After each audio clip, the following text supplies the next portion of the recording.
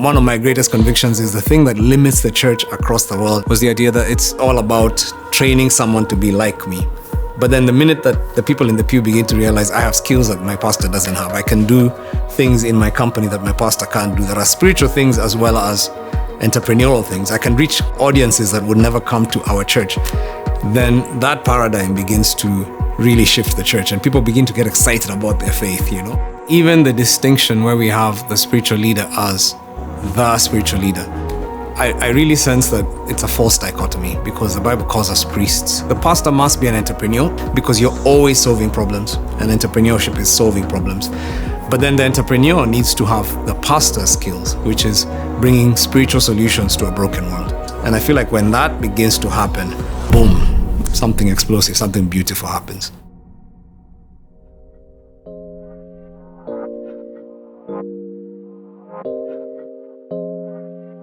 Born and raised in Nairobi, which is a pretty huge cosmopolitan city, 5 million people. So I grew up in a Christian home. I feel like the gospel many times had a wall between the secular and the spiritual. There's a divide, my Sunday and my weekday faith. Actually, right after college, and really felt God was challenging me to surrender everything. It was a career shift. I ended up studying to do ministry. My wife and I, we had an opportunity to be at Fuller Seminary for about 3.5 years. And so after that, we had an opportunity to serve in a large church in the Midwest. The generation that we're ministering to now longs for a fusion, a unity, a oneness, an integrity. And so part of what we've had to do is just ask, how does the gospel on Sunday impact your workplace? The thing that has simplified it for me is not trying to think of entrepreneurs as a special vocation, but to say to my church, everybody here is an entrepreneur. And so just beginning a workplace emphasis. I want to equip you for 6 days of the week, not just the 7th one, which was a whole new experience, as you can imagine. Very, very, very formative. A few years later, our church sent us to start Mavuno Church. Mavuno means harvest. I believe that God has given every church every resource it needs to reach the people He's called it to. And part of the reason we get overwhelmed as pastors is because we've only learned to tap into 5% or 10% of what our church's capacity is. And a lot of that is paradigm. So we can actually end up being the limiting factor. My ministry is to help everybody have their ministry. And that paradigm shift makes your work a lot easier. You don't have to carry the whole thing. You have people there who have capacity and are just waiting to be unleashed. And in our first 18 years, 17 years, we planted 20 churches, and it was extremely back-breaking, extremely expensive, extremely hard. And then we began this paradigm shift, about maybe 4 or 5 years ago. We're now up to almost 60 churches. But the crazy thing is, most of those have been planted by bivocational people in the marketplace, people who now finally feel, I can do this. We have people who've started small groups in their businesses that have actually ended up becoming a location, and it started with their business.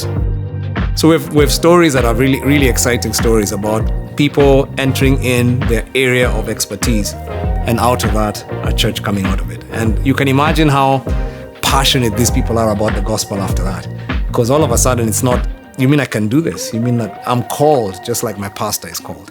And my role is to equip them. It's kind of shifted from me being the guy in the field and everybody's cheering me to me being the coach. And this is a winning team that I'm coaching. I think we're seeing a unique switch or call to be able to embrace the marketplace.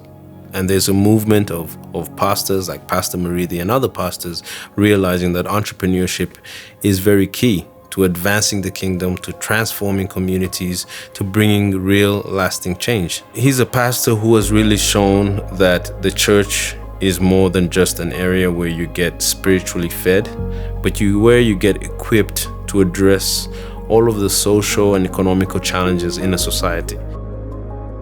In our church right now, one of the things we are working on is getting every single member to take the basic faith-driven entrepreneur course, exposing people to a paradigm where business and faith are intertwined. And it's an essential part of our equipping, not just entrepreneurs, but actually our whole church, to think about how their skills for Monday to Saturday are extremely important to the building of the kingdom of God. So I see it as a mindset course that just helps everybody begin to understand what's mine is actually not mine, it's God's, and I'm a steward of it. Tragically, one of the things that we've seen over time is that content and teaching oftentimes got stuck in a one-way street. What happened in America would maybe go around the world, but rarely did the church in the States pause long enough to see what they could learn from other places in the world. Pastor Muriithi is breaking that trend.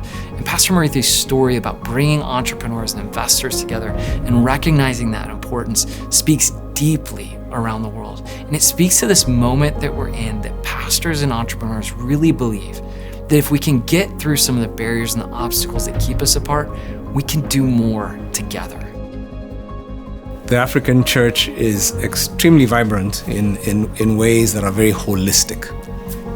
In fact, it's widespread, where churches have so many entrepreneurs who are passionate about the gospel that this becomes a culture, that the business is not a side thing, it's actually a part of who we are as a church. And it's a beautiful thing. The gospel is spreading in certain parts of the world and has this already. And maybe what we need to do is expose the parts of the world that haven't seen this thinking, and expose them and say, hey, come and see. Because God is doing some amazing things in part of the world where it's not even a paradigm shift for them. It's like, this is whole. This life is whole. We don't leave our business at home. We don't leave our entrepreneurship at home when we come to church. We come as we are.